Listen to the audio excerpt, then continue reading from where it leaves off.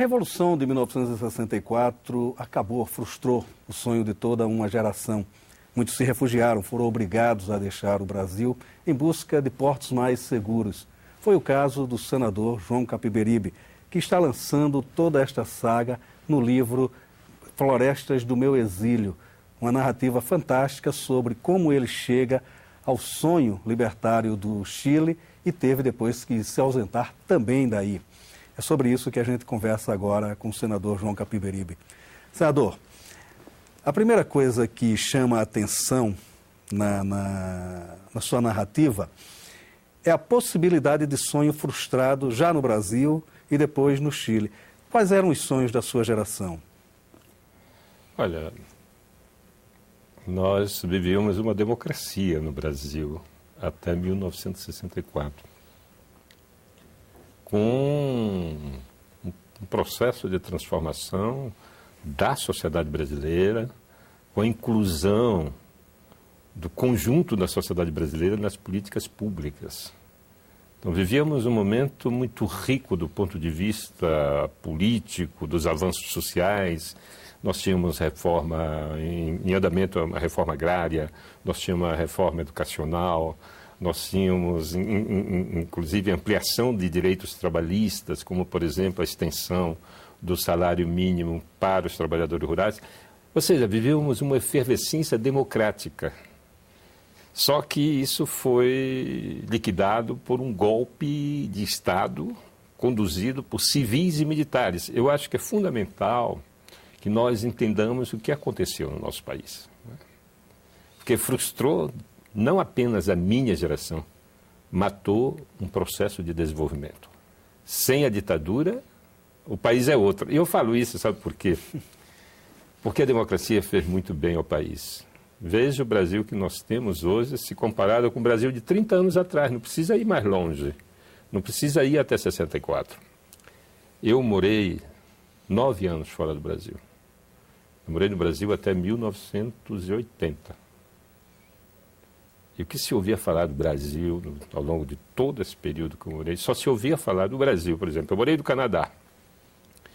Os jornais de Montreal, ou de Quebec, ou de Toronto, nas cidades onde eu vivi, só falavam do Brasil depois do Carnaval para fazer o balanço dos mortos. Ou então falavam do Pelé, ou das mulatas. Na Europa era a mesma coisa. Isso em 1980, até 1979.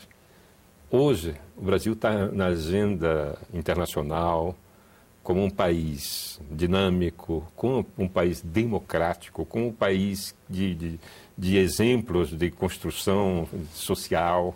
Então, é um outro Brasil. E isso foi construído exatamente na democracia. Portanto, quando a gente vê o Brasil da democracia, não é, hoje, e vê lá atrás que o Brasil da democracia de 1964 era infinitamente mais avançado do que é hoje. Portanto, o golpe civil-militar de 1964 matou os sonhos de um país. Rompeu com um processo de desenvolvimento que certamente nos levaria a uma condição de país de ponta, de país de alto nível de desenvolvimento. A sua geração, ou pelo menos o grupo político a que o senhor está avaliado como estudante de economia em Belo Horizonte, opta pela ação armada, né, a partir dos segmentos do Carlos Marighella. O senhor chegou a ter um encontro com o Carlos Marighella, né? 2. Como é que foram esses encontros e por que esta opção? Olha, veja, nós entramos num beco sem saída. A ditadura se implanta a partir de 64 e ela vai num crescente de violência e de repressão. Proíbe as organizações sindicais, proíbe as organizações estudantis, fecha os partidos políticos, proibia até pequenos aglomerados de rua. Se tivesse mais de 5 ou 6 pessoas, chegava a polícia para dispersar. E aí não havia mais opção possível. Além dessas proibições, havia uma repressão violentíssima, que prendia, torturava, matava e desaparecia com os adversários da ditadura. Ora, nós éramos jovens, não é?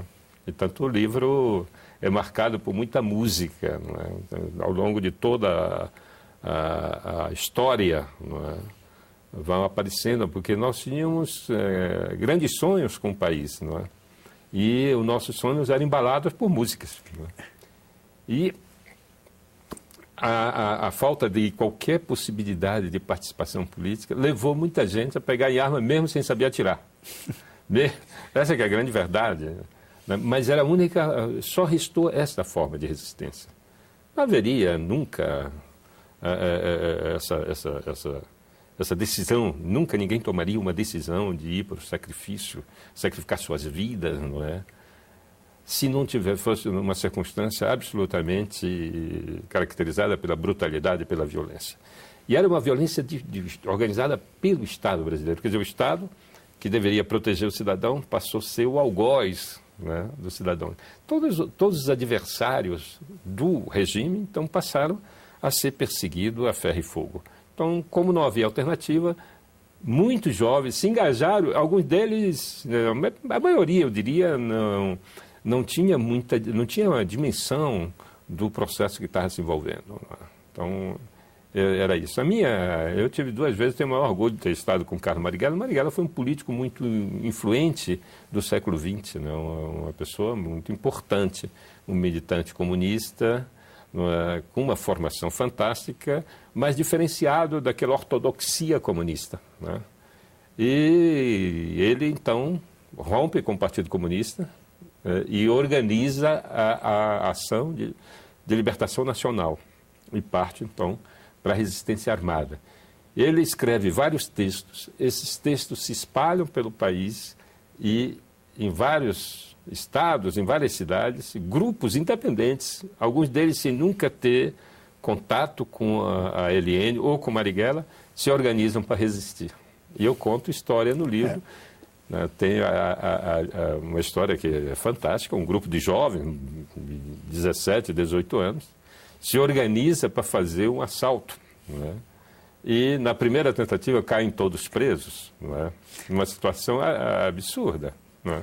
Imagina, sem nenhuma experiência com arma, eles não sabiam fazer uma ligação direta num carro, queriam usar o carro dos pais para poder fazer uma ação armada. Imagina que falta de total experiência. Vão assaltar um carro com a faca de mesa. Uma faca de mesa. Era o esquadrão e o diretor da penitenciária se divertia com isso, né? Na penitenciária onde nós ficamos depois aguardando o julgamento. Vocês sabem de uma coisa? Não havia prisões naquela época. Hoje, o que é que se entende por prisão? O indivíduo hoje pode ser preso se for apanhado em flagrante e em descumprimento da lei, né? Bêbado, por exemplo, se ele estiver dirigindo bêbado, pode ser preso, né? Uhum. Ou ele pode ser preso por um mandato judicial, né? Uma determinação judicial. Naquela época não precisava nada disso. As pessoas eram sequestradas. Nós fomos sequestrados, eu, a minha companheira Janete e mais a minha cunhada, dentro de um ônibus. Esse ônibus saiu da cidade de Belém, andou durante 1h30 e os passageiros eram todos elementos das forças de segurança. Chegou em determinado momento, eu fui simplesmente sequestrado, algemado, enfiado num camburão e desapareci durante quase 2 meses. A minha família só veio tomar conhecimento da minha prisão porque Janete, minha companheira, né, ela estava no 8º mês de gestação, ela quase perde a criança, foi hospitalizada, ela ficou presa dentro do Hospital da Aeronáutica durante 1 mês e meio, e aí já na véspera de ter a nossa bebê, nossa primeira filha, ela foi libertada, e aí então que os nossos familiares tomaram conhecimento onde nós estávamos. Então, nessa época, se praticava o sequestro e em inúmeros casos se desaparecia com o corpo se assassinava os militantes e desaparecia com o corpo. Hoje nós temos algumas centenas de desaparecidos políticos, não é? Essa é uma realidade atroz, não só do Brasil, mas de vários países da América Latina. Aconteceu na Argentina, no Chile, não é? Enfim, eu na verdade, quando sentei para escrever esse livro, não me saía da cabeça meus filhos e os meus netos. É o que nasce a Artioca, né? A Artioca quase nasce na prisão. Né? E os outros dois, o Camilo e a Fernanda, nascem no exílio, né? Luciana, desculpa. Nascem no Chile, em Santiago do Chile. Não é? E eu escrevi para eles mesmo. Eu queria que... Porque eles já nascem e convivem com uma outra realidade política, não é? Nós voltamos para o Brasil e eles crescem, não é? Já com o Brasil caminhando, construindo o seu processo democrático. Meus netos nasceram com o Brasil já absolutamente democrático. Não é? Então, meus filhos e meus netos são todos os filhos e netos de todos os brasileiros que, né, nasceram e cresceram depois, não é, do golpe. E é fundamental que eles conheçam essa história. Eu escrevi para os jovens. Esse livro foi escrito e eu tive cuidado de falar uma linguagem que eles pudessem entender. É uma tarefa muito difícil, muito difícil. Eu confesso que eu passei 4 anos trabalhando na obra.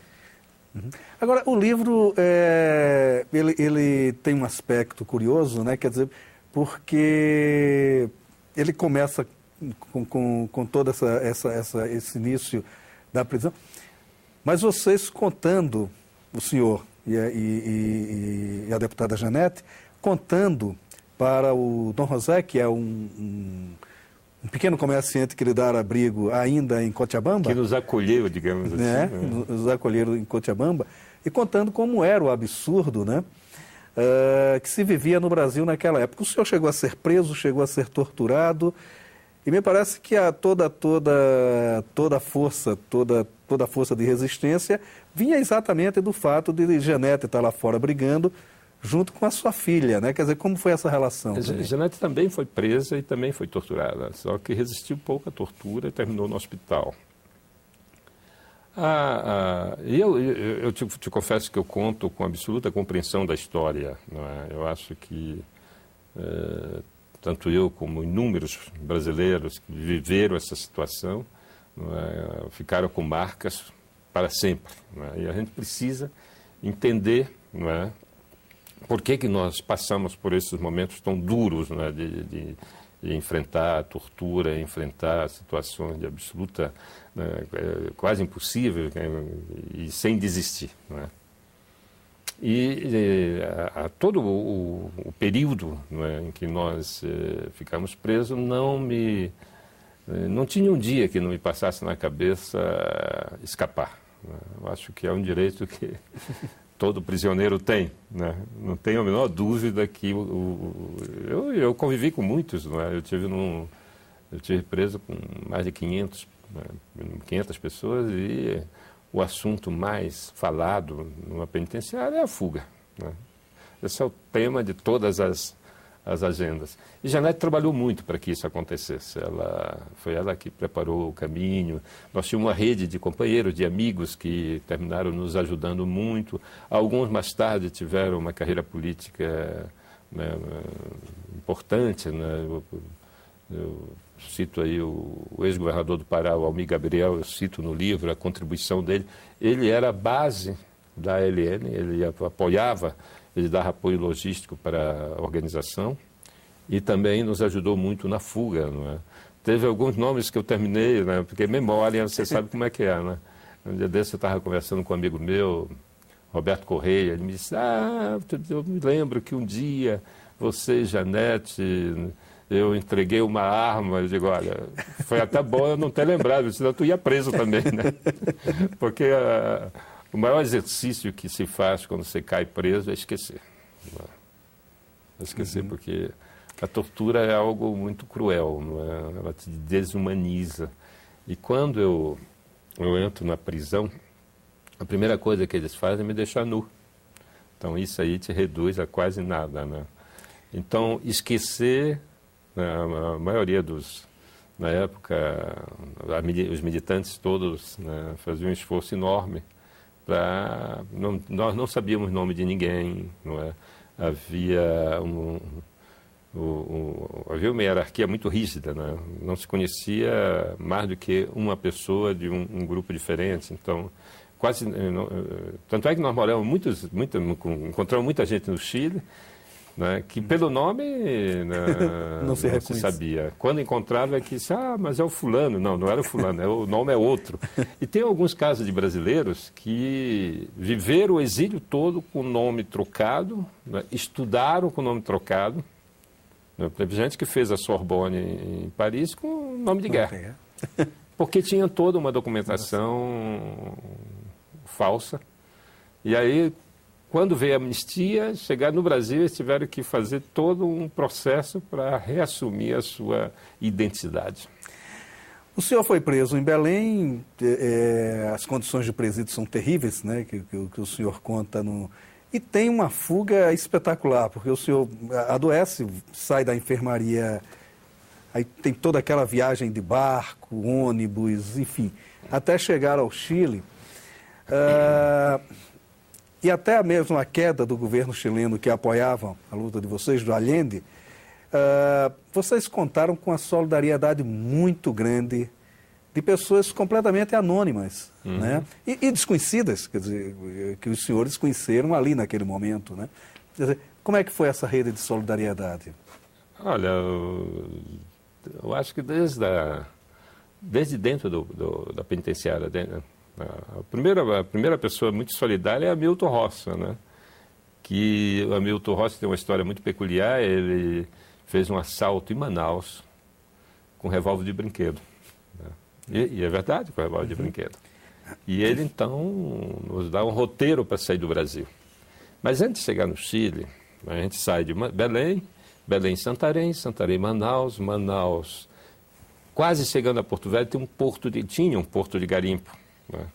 E aí nós descemos nesse porto de garimpo, andamos a pé até a estrada que liga Porto Velho a Guajaré-Mirim. Na época não tinha estrada, na época era uma pista de terra batida, difícil. Nós levamos 10 horas para percorrer, eu acho que são 300 quilômetros. Né? E quando nós chegamos na Bolívia, caímos num cerco de um golpe militar. Né? E aí nós encontramos duas pessoas fantásticas. Um era o barbeiro da universidade, que nos salvou. Esse aí foi muito importante nas nossas vidas. E Dom José. Dom José que nos acolhe, não é? E que também tem uma história peculiar, não é? Porque nós chegamos, o casamento dele está se desmontando, está se desmanchando. E ali nós ficamos, né, de agosto, né, o golpe militar que derrubou o general Torres na Bolívia, foi no dia 21 de agosto de 1971. E nós só conseguimos sair em novembro. E ele ficou nos protegendo esse tempo todo. E aí, quando nós saímos pelo lago de Titicaca até Puno, depois descemos, né? Descemos para o Pacífico até Tacna, Arica, Santiago.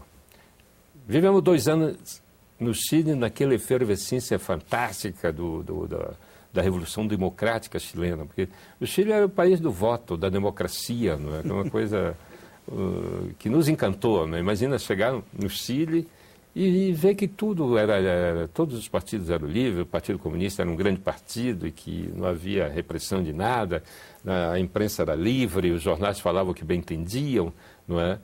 E aquele mundo fantástico de democracia, de repente, veio abaixo pela intervenção americana, igual que aconteceu no Brasil. Que o golpe do Brasil foi patrocinado pelos Estados Unidos. Hoje está absolutamente esclarecido a intervenção americana em 1964, inclusive com a Quarta Frota no Porto de Santos, não é? Na costa de Santos, não é? Eu lembro, porque em 64 eu tinha 16 anos, né? E eu acho que foi em 63. A diretora da nossa escola nos convocou para ir ao aeroporto receber uma figura importante, o embaixador Lincoln Gordon. E eu me lembro que eu fui, e ele chega no aeroporto e vai para eu conto isso no livro. Conta. Tá? Eu acho que essa história assim, mostra com clareza a campanha, né, que se fazia no Brasil todo, para estimular o golpe.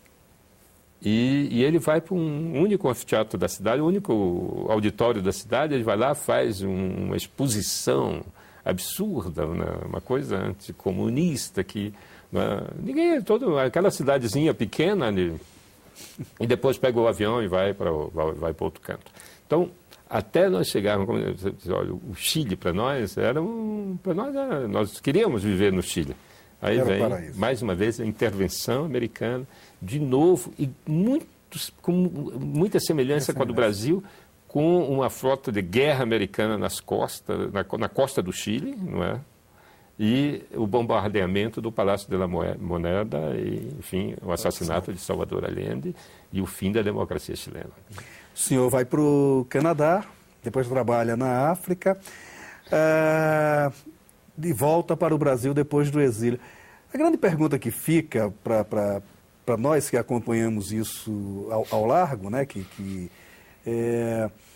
valeu a pena toda essa batalha, senador? Como é que o senhor analisa isso do ponto de vista histórico para o Brasil que a gente tem hoje?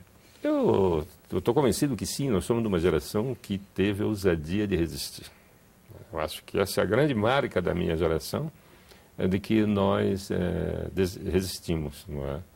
Um estado de opressão, de brutalidade, de violência institucionalizada, e nós partimos com as nossas próprias forças. Não tínhamos mais do que a vontade de ver um país melhor, um país diferente. Eu acho que valeria a pena repetir tudo de novo com pequenas diferenças, não é? Digamos.